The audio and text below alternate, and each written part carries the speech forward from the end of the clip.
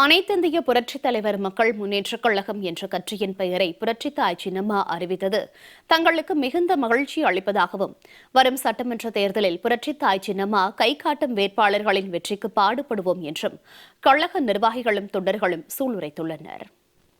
புரட்சித் தலைவி சின்னம்மா அவர்கள் கட்சி ஆரம்பிச்சிருக்காங்க. அந்த கட்சி ஆரம்பிச்சது எங்களுக்கு ரொம்ப மகிழ்ச்சியா இருக்கு. இதுக்கு உறுதுணையா பாடுபடுவோம். அதை நாங்கள் உறுதுணையாக இருந்து செயல்படுவோம் என்று தெரிவித்துக் கொள்கிறோம். சின்னம்மா அவர்கள் அனைத்து இந்திய புரட்சித் தலைவர் மக்கள் முன்னேற்ற கழக பெயரை அறிவித்து, அது மட்டும் இல்லாமல் நம்முடைய கட்சி சின்னமான தென்னந்தோப்பு சின்னத்தையும் அறிவித்துள்ளார்கள்.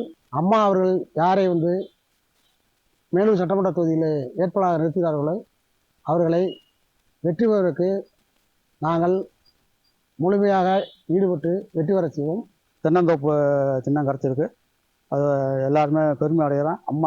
சின்னம்மா அவர்கள் தான் முதல்வராக வரணும். எல்லாரும் மகிழ்ச்சியோடு இருக்கேன். அவங்க தான் வரணும். அவங்க வந்தால் தான் தமிழ்நாடு நல்லா இருக்கும். தென்னந்தோப்பு சின்னம் கிடச்சது எல்லாருமே ரொம்ப மகிழ்ச்சியோடு இருக்கோம். அம்மா யாரை வேட்பாளர் சொல்கிறாங்களோ அவங்களுக்கு நாங்கள் வேலை பார்த்து ஜெயிக்க வச்சுருவோம்.